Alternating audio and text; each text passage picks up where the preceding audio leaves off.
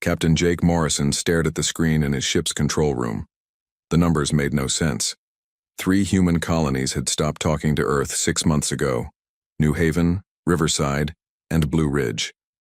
All quiet. All dead. The survey ship landed, on New Haven first. Morrison walked through the empty streets with his team. The building stood perfect. No damage, no broken windows, no burned walls. But no people. "Sir, you need to see this," called Lieutenant Bobby Price from across the square. Morrison walked over. Price pointed at the ground. Ash, human ash, arranged in neat piles where people used to live. Men, women, children, all turned to dust and left in careful rows. "How many?" Morrison asked. "On this world? 800,000 people. All dead. All burned," Price said. His voice shook.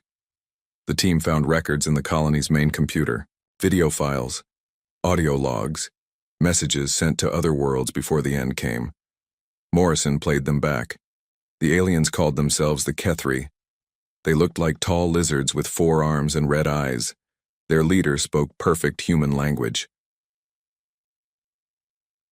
"We cleanse this world of human infection," the alien said on screen. "You breed too fast, you spread too far, you must be removed completely." Morrison watched as the Kethri soldiers rounded up families. Mothers holding babies. Old men helping their wives walk. Children crying for their parents. All led to large buildings. All burned alive. The aliens recorded everything. They seemed proud of their work. They left detailed notes about how they killed each group. How long it took. How much fuel they used, how they made sure no one escaped. Morrison's hands shook as he closed the files. He called his ship. "Send word to Admiral Kate Sullivan. Tell her we need to check the other 2 colonies. Tell her to prepare for the worst." Riverside was the same. 1 million people turned to ash. The Kethri had been even more careful here. They burned the humans in family groups, parents and children together. They left signs explaining why each person died. Human female, age 34, crime, existence. Human male, age 8, crime, being born human. Blue Ridge was worse. The Kethri had experimented on some humans before killing them. They wanted to understand human fear. They recorded the screams. They measured how long people could live while being burned slowly. Morrison found files of Kethri officers talking about their plans. They wanted to find all human worlds. They wanted to kill every human in the galaxy. They called it the Great Cleansing. "Humans are a disease," one Kethri general said in a recording. "They grow too fast. They want too much. They will eat up all the good worlds if we let them live. We must kill them all before they spread further." Admiral Kate Sullivan received Morrison's report 3 days later. She sat in her office on the space station above Mars. She had served in the human fleet for 40 years. She had fought pirates and rebels. She had seen war and death. But nothing like this. Sullivan called Dr. Alex Harper the fleet's best alien expert. He studied the Kethri language and culture from the recordings. "They are serious about killing all humans," Harper told her. "This is not war. This is not conquest. They want to erase us from existence. Every man, woman, and child. They see us as pests to be removed." "How many of them are there?" Sullivan asked. "Maybe 50 billion across 12 worlds. They have been planning this for years. They mapped all our colonies. They know where we live. They are coming for Earth next." Sullivan sent word to Earth immediately. President Lisa Carter read the report in her office in Washington. She called an emergency meeting of the Global Defense Council. The council chamber held representatives from every nation on Earth, military leaders, scientists, diplomats, and government heads. They watched the recordings from the 3 dead colonies. The room fell silent. 2 million of our people are dead," Carter said. "Men, women, and children. Burned alive because they were human. The aliens who did this want to kill us all. Every person on Earth. Every human in space. They will not stop until we are extinct." General Robert Stone, head of Earth's military, spoke up. How do we fight them? How many ships do they have? Dr. Harper answered. Intelligence says they have over 2,000 warships, advanced weapons, strong shields. They have been preparing for this fight for decades. And us? Stone asked. We have maybe 300 ships. Most are cargo vessels and colony transports. We were not ready for war. The room stayed quiet. Everyone understood. Earth faced an enemy that wanted to kill every human being alive. An enemy with better weapons and more ships. An enemy that had already proven they would murder children without mercy. Carter stood up. We need time to prepare. We need to build ships and weapons. We need to train soldiers. How long do we have? Harper checked his data. Based on their movement patterns, maybe 3 years before they reach Earth. Maybe less if they decide to attack our outer colonies first. Sullivan spoke through the communication link. I recommend we implement silent protocol immediately. Cut all contact with alien species, no radio signals out, no trade ships, no diplomats. We go dark while we prepare. Why? Asked Secretary of State Maria Lopez. Because we need them to think we are weak. We need them to believe we will be easy to defeat. Let them plan for fighting scared colonists, not a prepared Earth. Carter nodded. Silent protocol is approved. As of today, humanity goes quiet. No, alien species will hear from us until we are ready to respond. Dr. Harper added one more thing. The Kethri recordings show they enjoy fear. They like to hear their victims scream. They want us to beg for mercy. Will we? Carter asked. Harper smiled coldly. No, Madam President. We will not scream. We will not beg. When we finally speak again, it will be with actions, not words. The meeting ended. Earth began to prepare for the fight of its life. The silence that would follow would be the last quiet moment humanity knew for years to come. In space, Admiral Sullivan watched the stars and thought about 2 million dead humans. Children who would never grow up, parents who died protecting, families that died anyway. She thought about the Kethri who recorded their screams for entertainment. They wanted to teach us about fear, she said quietly. When we are done, they will understand what fear really means. The preparation began immediately. Earth had 3 years to become something it had never been before. A world ready for total war against an enemy that showed no mercy and expected none in return. The silence started that day. The screaming would come later. 3 months after silent protocol began, Earth looked different. Every major city had new factories. Every spaceport built new ships. Every person on the planet worked for one goal, preparing to fight the Kethri. Commander Ryan Walsh stood in the largest shipyard ever built. It floated in space between Earth and the Moon. Thousands of workers moved like ants across metal frameworks that would become warships. These were not exploration vessels or cargo haulers. These ships had one purpose, killing Kethri. How many ships will we have? Asked his assistant, Captain Lucy Davis. If we work non-stop for 3 years, maybe 800 combat vessels, Walsh said. Still not enough to match their fleet, but enough to hurt them badly. The new ships were different from anything humans had built before. Dr. Sophie Blake designed weapons that pushed every limit of human science.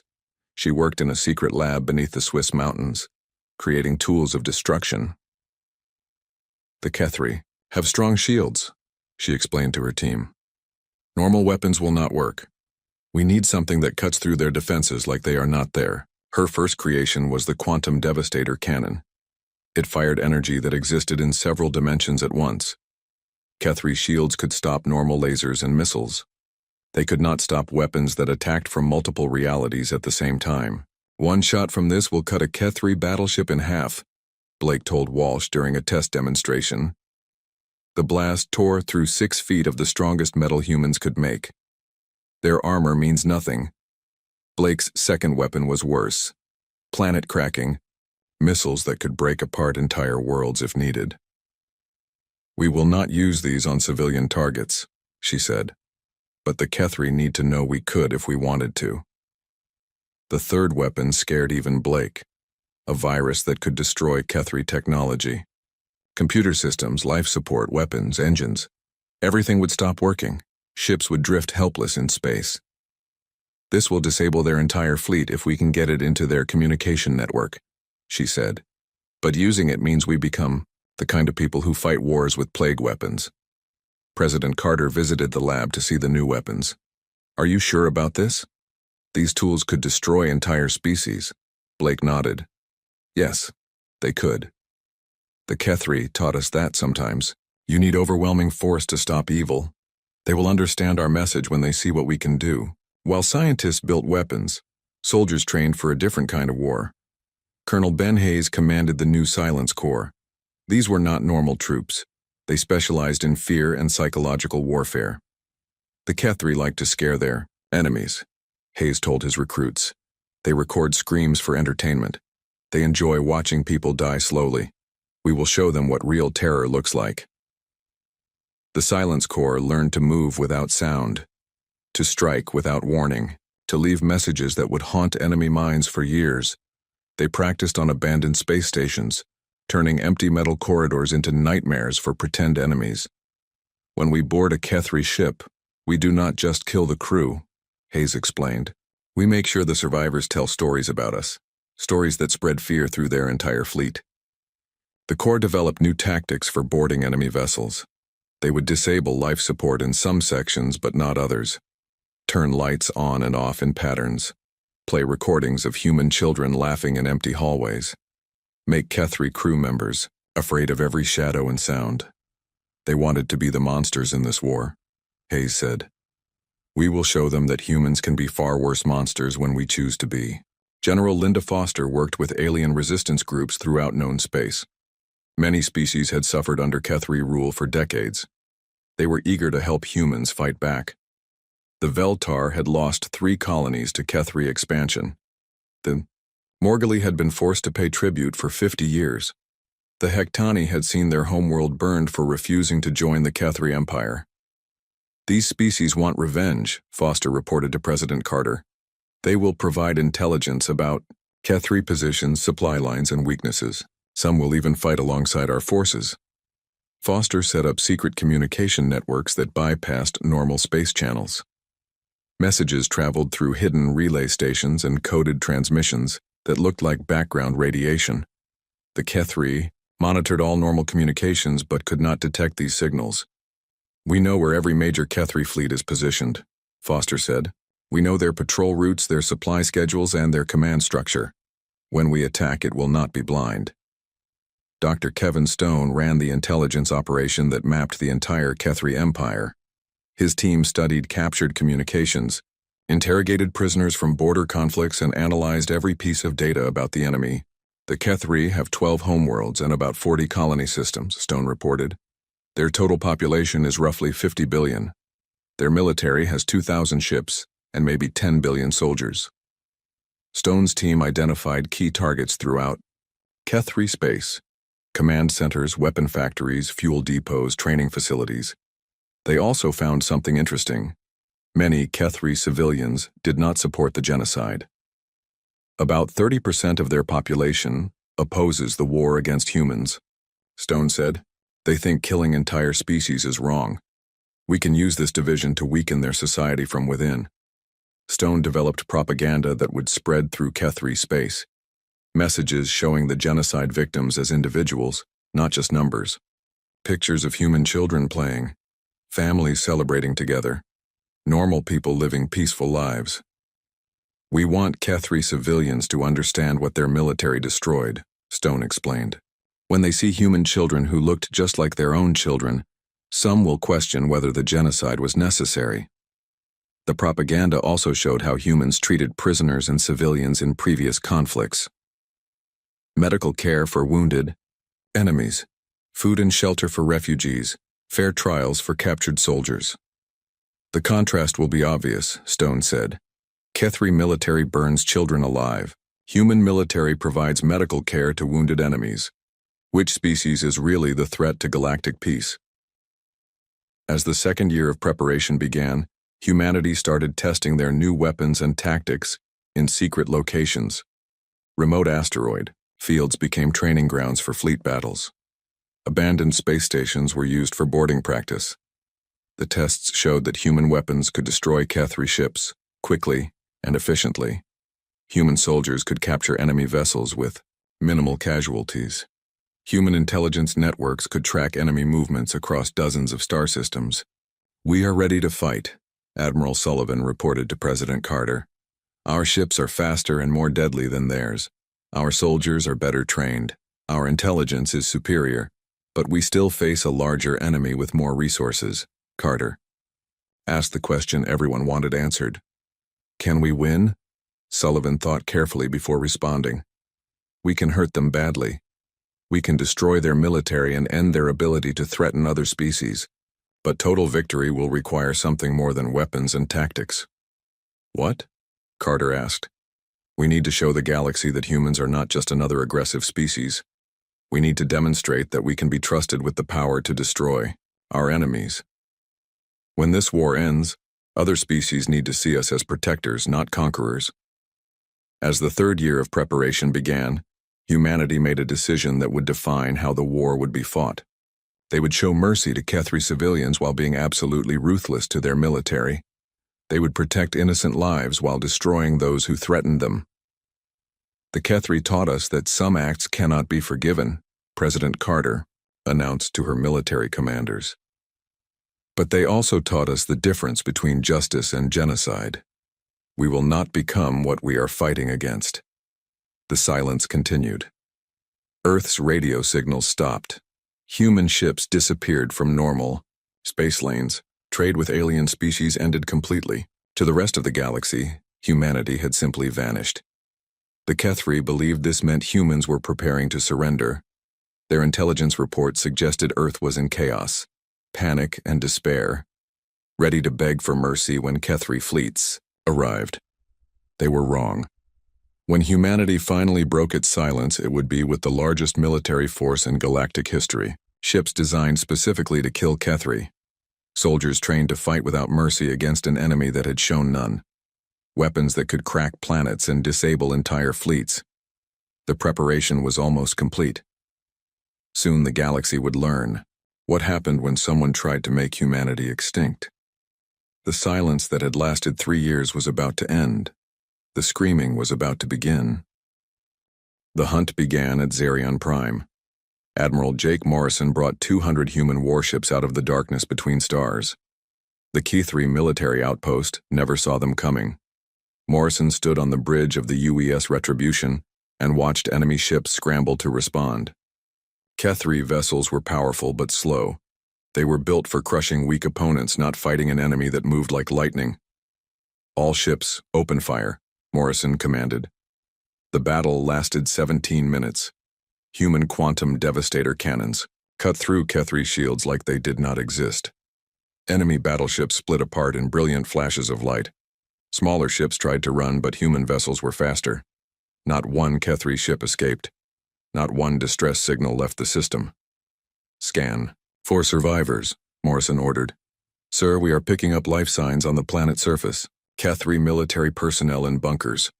Send down the ground team, standard procedure." Major Danny Clark led the landing force to the planet's surface. His soldiers found 300 Kethri officers hiding in underground shelters. They were expecting to be tortured or killed immediately. Instead, Clark's troops provided food, water, and medical care. "We are taking you prisoner," Clark told the ranking Kethri commander through a translator. "You will be treated according to galactic law for prisoners of war. You will not be harmed unless you try to escape or attack our soldiers." The Kethri commander stared in confusion. "Why do you not kill us? We would have killed you." Clark looked at the alien officer for a long moment. "That is why you lost." The prisoners were loaded onto transport ships and sent to secure facilities near Earth. Before leaving Zerion Prime, the human fleet left behind a message broadcast on all frequencies. This system contained Kethri military forces that participated in the genocide of human civilians. Those forces have been eliminated. The planet itself has not been harmed. Kethri civilians on other worlds should note this distinction. The message was signed simply, "Humanity." Word of the attack reached Kethri High Command within hours. Admiral Zethkar, supreme commander of their fleet, dismissed it as a lucky strike by desperate humans. They destroyed one outpost, he told his staff. We have dozens of such bases. This changes nothing. He was wrong. The second attack came 3 days later. Captain Amy Rodriguez led a stealth squadron against the Kethri supply depot at Morlack Station. Her ships appeared inside the station's shields using new human technology that bent space around them. The depot held fuel and weapons for 20 Kethri battle fleets.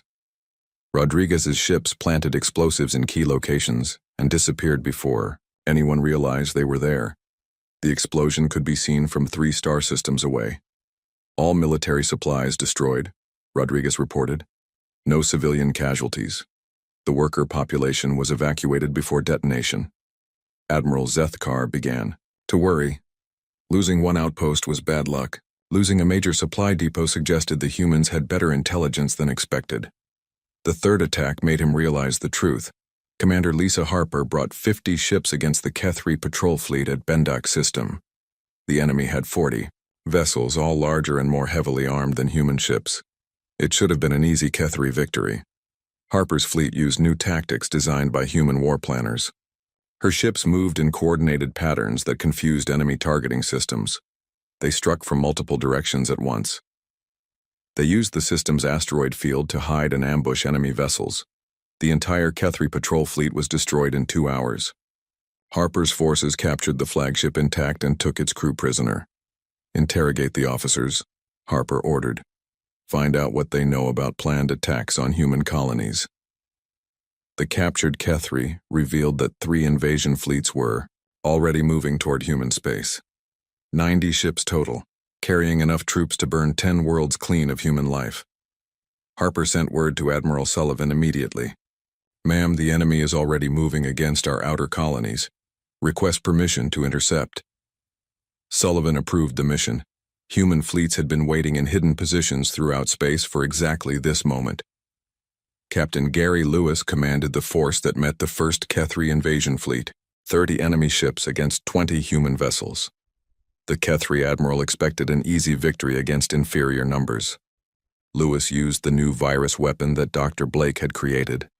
A single transmission disabled every Kethri computer system in the fleet.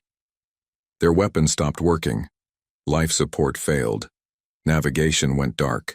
Kethri ships drifted helpless as human forces boarded them one by one.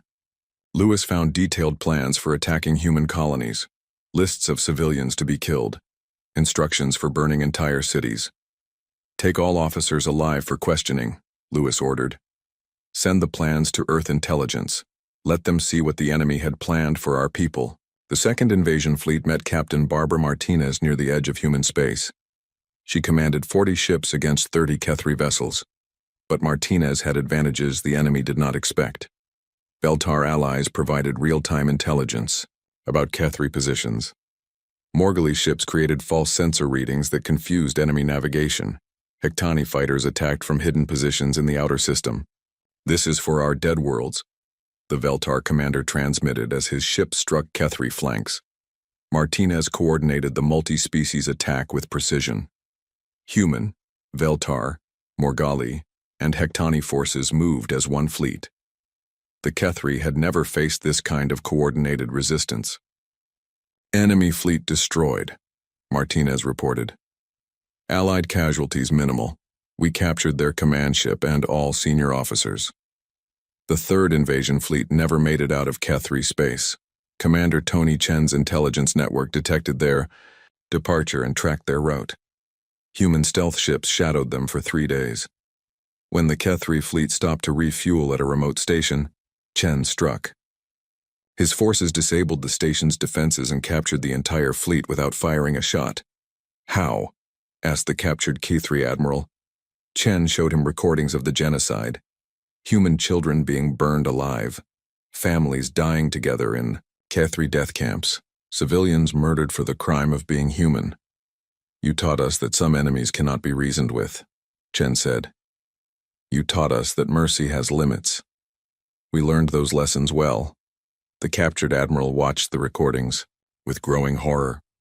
These orders came from high command. Field commanders were told to kill everyone. We know, Chen replied. That is why your high command will face trial for war crimes. You were following orders. They gave the orders. Back in Kethri space, Admiral Zethkar realized his empire was being systematically dismantled. 3 invasion fleets lost. Multiple outposts destroyed, supply lines cut, communication networks compromised. Worse, human forces were showing tactical superiority that Kethri military doctrine had not prepared. 4. Enemy ships moved faster and hit harder than expected. Enemy intelligence knew Kethri positions before Kethri commanders did.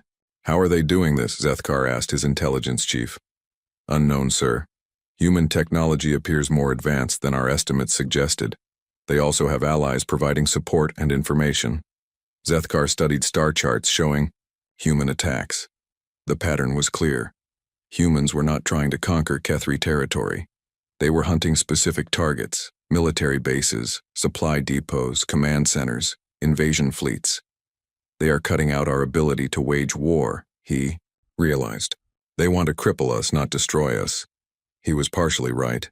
Humanity did want to eliminate Kethri military power, but Admiral Sullivan had larger goals. Phase 1 is complete, she reported to President Carter. We have stopped their invasion. Fleets and damaged their forward operations. Phase 2 will target their command structure directly. What does that mean? Carter asked.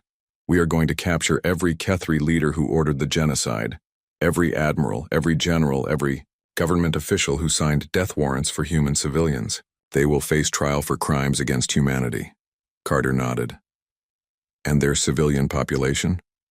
Untouched, protected, fed and housed if necessary. We are not fighting a war of extinction. We are delivering justice for specific crimes. The hunt entered its second stage. Human forces began targeting Kethri leadership directly. Stealth teams extracted generals from their headquarters. Boarding parties captured admirals from their flagships. Intelligence operatives tracked government officials to their homes. Each capture was precise and surgical. No collateral damage, no civilian casualties, no destruction beyond what was necessary to complete the mission.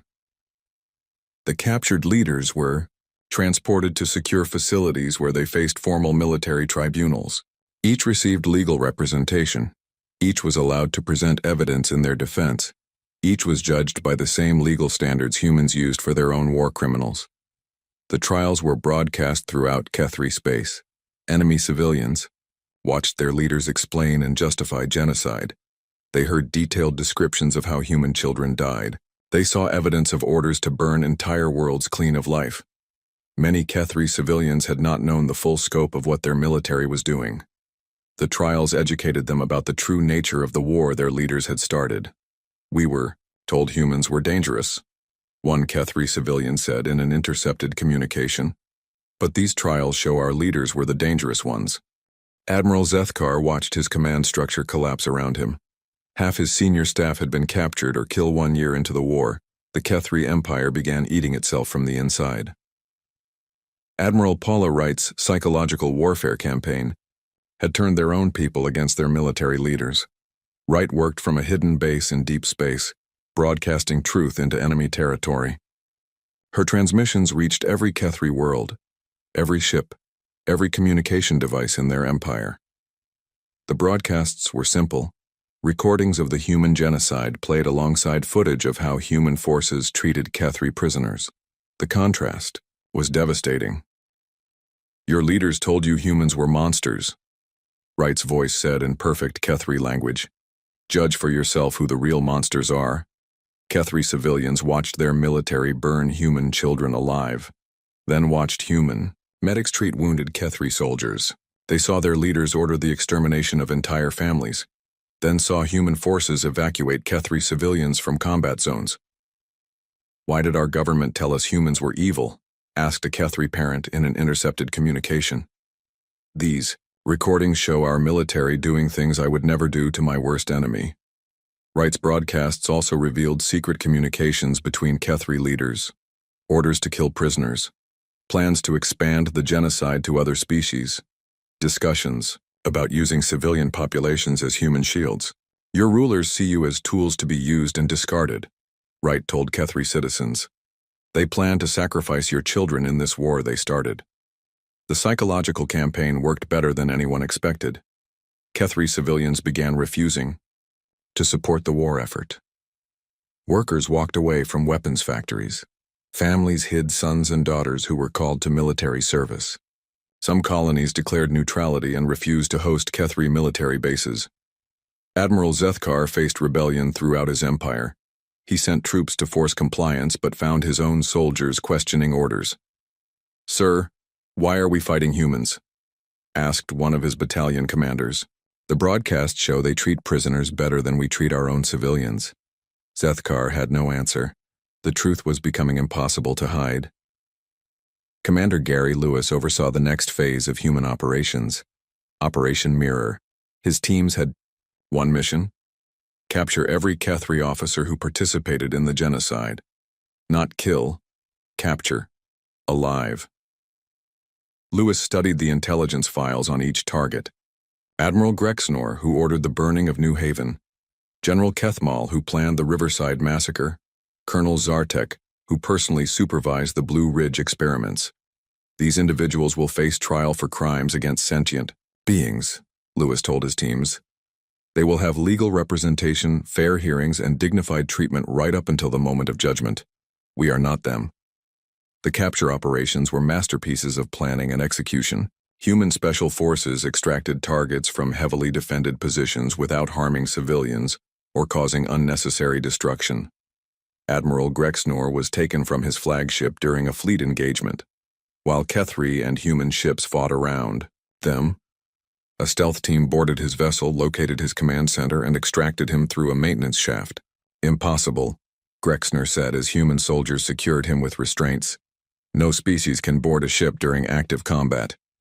"Humans can," replied the team leader simply. General Kethmal was captured at his headquarters on the Kethri military world of Vextar. Human forces infiltrated the planet, bypassed all security systems, and walked into his office while he was planning new attacks on human colonies. "How did you get past our defenses?" he demanded. "The same way we will get past all your defenses," came the reply. Colonel Zartek proved more difficult. He had gone into hiding after the war began, moving between safe houses and using body doubles to confuse surveillance. But Dr. Kevin Stone's intelligence network found him.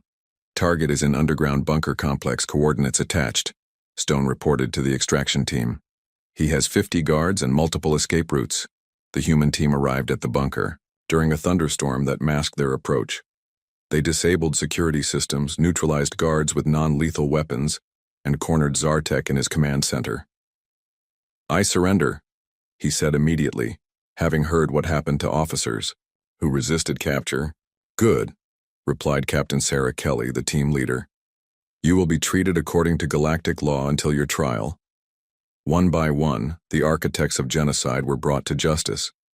Each capture was recorded and broadcast throughout Kethri space. Their own people watched as war criminals were taken alive by the species they had tried to exterminate. The trials began on a neutral space station monitored by representatives from dozens of species. Human legal experts worked with galactic law specialists to ensure fair proceedings. Each defendant received full legal counsel. Each was allowed to present evidence and call witnesses. Each trial was conducted in public with complete transparency. Admiral Grexnor claimed he was following orders from his government. "Orders do not excuse genocide," replied the prosecutor. "You chose to burn civilians alive. You chose to record their screams. You chose to target children specifically." The evidence against Grexnor was overwhelming. His own communications showed him planning the New Haven massacre in detail. Video records showed him watching as families were burned together. "I was a soldier following lawful commands," he argued. "Genocide is never lawful," the judge replied. "This court finds you guilty of crimes against sentient life."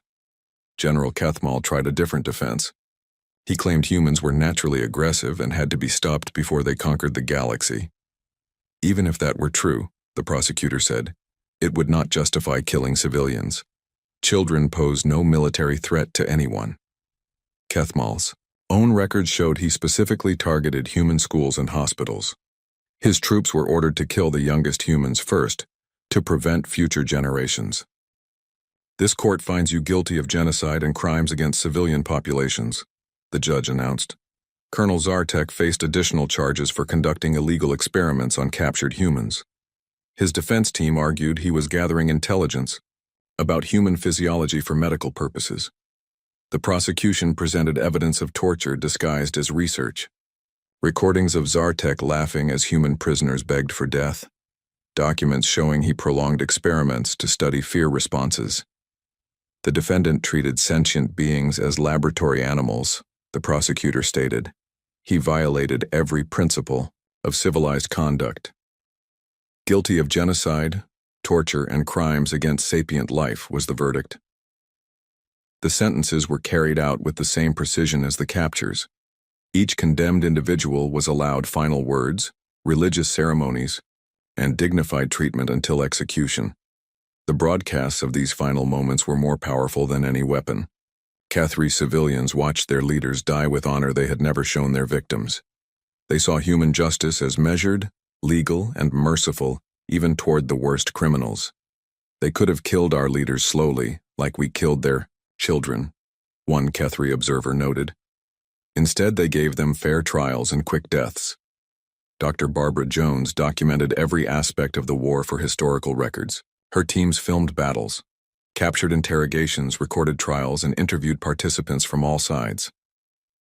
Future generations need to understand what happened here, she told President Carter. They need to see how civilized species respond to genocide while remaining civilized themselves. Jones's archives showed the war from every perspective. Human forces planning operations with care for civilian casualties. Cathri soldiers realizing their leaders had lied to them. Allied species, working together to stop a genocidal empire. Most importantly, the records showed humanity's restraint. Every opportunity to strike civilian targets ignored. Every chance to respond with atrocity rejected. Every moment when mercy was chosen over vengeance. This is what justice looks like, Jones wrote in her final report. Not revenge, not genocide, in response to genocide. Justice delivered with overwhelming force but guided by unwavering principles. Fleet Admiral Tony Martinez prepared for the final phase of the campaign. His fleet of over 1,000 ships assembled at the edge of Cathri space, visible to their sensors but holding position. The message was clear. We could attack your homeworld, right now, but we choose not to. Instead, Martinez sent a communication to the Cathri High Council. Your military leaders who ordered genocide have been captured and tried. Your forces that participated in the murder of human civilians have been eliminated. Your ability to wage war against civilian populations has been destroyed. Martinez. Pause to let the words sink in. However, your species will survive. Your civilian population will be protected. Your government can continue to exist if it renounces violence against non-combatants and agrees to galactic oversight. The offer was more generous than anyone expected. Humanity held complete military superiority. They could have demanded total surrender or even the extinction of their enemies. Instead, they offered peace with dignity for those who had shown no dignity to human victims. The Cathri High Council met in emergency session. Half wanted to reject the offer and fight to the end. The other half recognized they had no choice but to accept.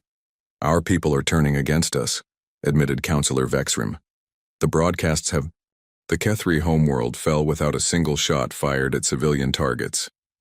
Fleet Admiral Tony Martinez brought over 1,000 human ships to orbit above their capital planet.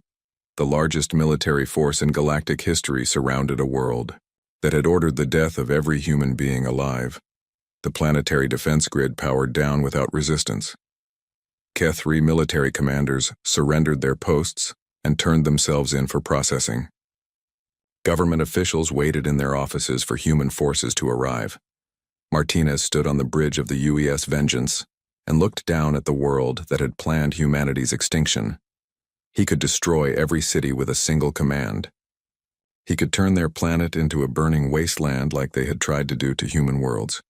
Instead, he opened a communication channel to the planet's surface. This is Fleet Admiral Martinez of Earth's military forces. We are here to accept the surrender of the Cathri Empire and establish terms for peace. Civilian populations should remain in their homes. Military personnel should report to designated surrender points. Government officials should remain available for transition meetings. The message was broadcast in Kethri language throughout their world. Martinez waited for a response. "Admiral Martinez," came a voice from the planet. "This is Council Leader Sethnin. We acknowledge Earth's victory and accept your terms for surrender. How do you wish to proceed?" Martinez looked at his staff. Captain Lucy Davis, who had been with him since the war began. Dr. Sophie Blake, whose weapons had made victory possible.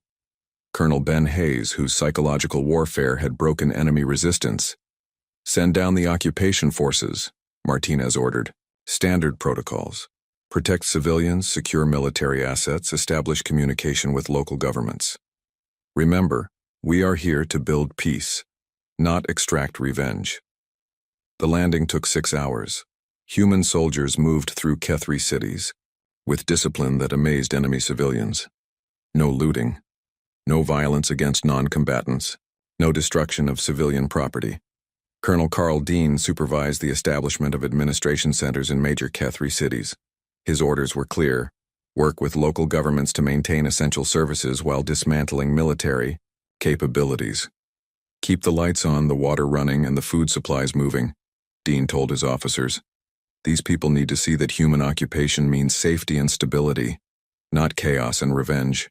Kethri civilians watched human soldiers direct traffic around damaged areas. They saw human medics treating injured Kethri in local hospitals. They received food packages marked with Earth's symbol and messages in their own language. From humanity, with hope for peace. The contrast with their own military's behavior was stark. When Kethri forces occupied territory, they took everything of value and left populations to starve. When human forces occupied territory, they improved conditions and protected everyone. President Nancy Williams arrived 3 days later aboard the diplomatic vessel UES Unity. She came not as a conqueror, but as a representative of justice seeking to build lasting peace. Williams met with surviving Kethri leaders in their own government buildings. She could have forced them to come to her ship, but chose to show respect for their civilian authority. "Your empire is ended," Williams told the Kethri Council. "Your military is disbanded. Your ability to threaten other species has been eliminated, but your people will survive, and your civilization can continue." Council leader Zethnin asked the question his people most feared. "What will happen to us?" Williams opened a folder containing humanity's terms for peace. The conditions were far more generous than anyone expected. "Your species will be placed under galactic oversight for 50 years. You will not be allowed to maintain military forces capable of interstellar warfare. You will pay reparations to the families of genocide victims. You will participate in cultural exchange programs designed to prevent future conflicts." Zethnin studied the document carefully. "And after 50 years? If your species demonstrates a commitment to peace and cooperation, oversight will end. You will regain full sovereignty as a member of the galactic community." The terms were revolutionary. Never before had a victorious species offered defeated enemies a path back to respectability. Most conquering powers simply absorbed defeated territories or left them as permanent vassal states. "Why?" asked Councillor Vexram. "Why do you offer us mercy when we showed none to your people?" Williams looked at the alien leader with sadness in her eyes. "Because we are not you. Because we refuse to become what we fought against. Because someone has to break the cycle of genocide and revenge that has plagued this galaxy for too long."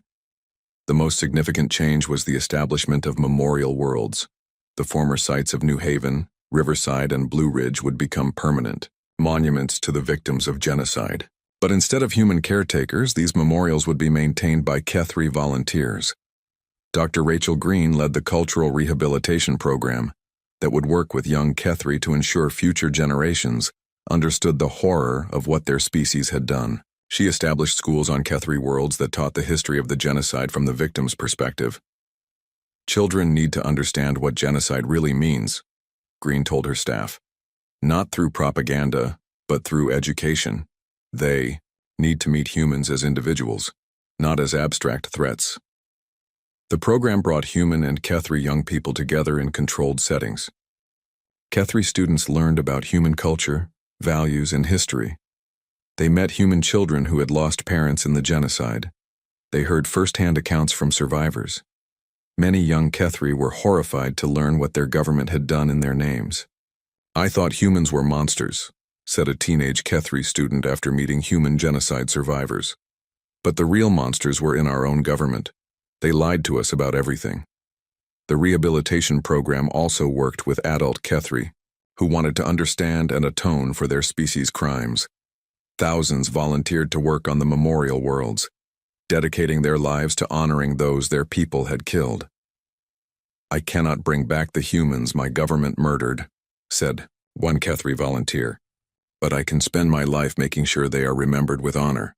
The memorial worlds became powerful symbols of redemption and hope.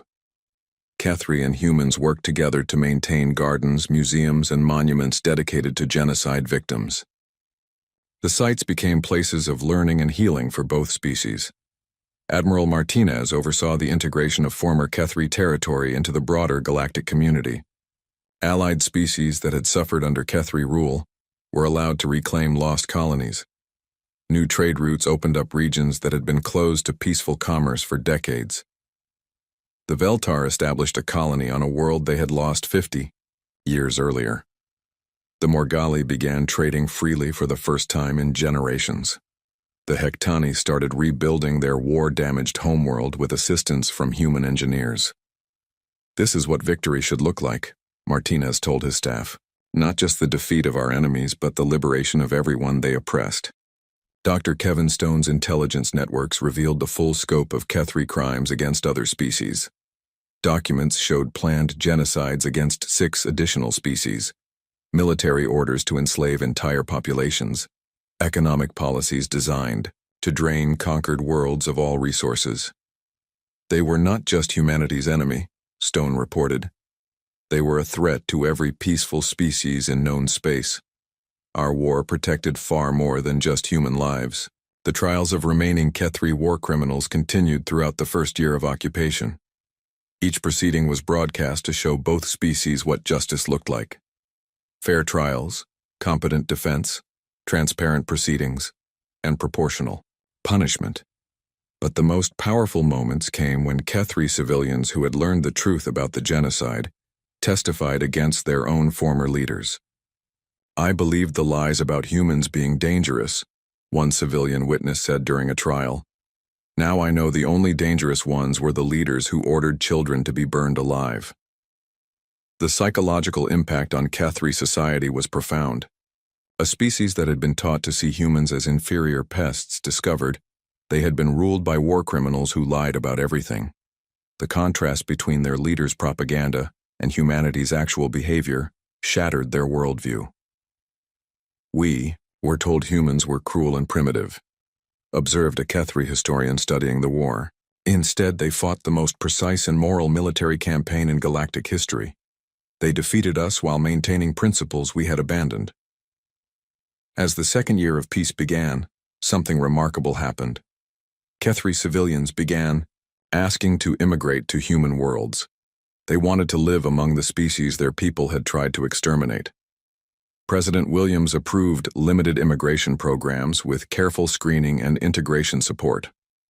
The first Kethri immigrants settled on human colonies with mixed populations of various species. The integration was not always easy, but it succeeded more often than anyone expected. Human families who had lost relatives in the genocide sometimes found healing by helping former enemies rebuild their lives. "My daughter was killed on New Haven," said one human colonist who sponsored a Kethri immigrant family. "But these people are not the ones who killed her. They are victims of the same leaders who ordered my daughter's death." The galaxy watched in amazement as humanity demons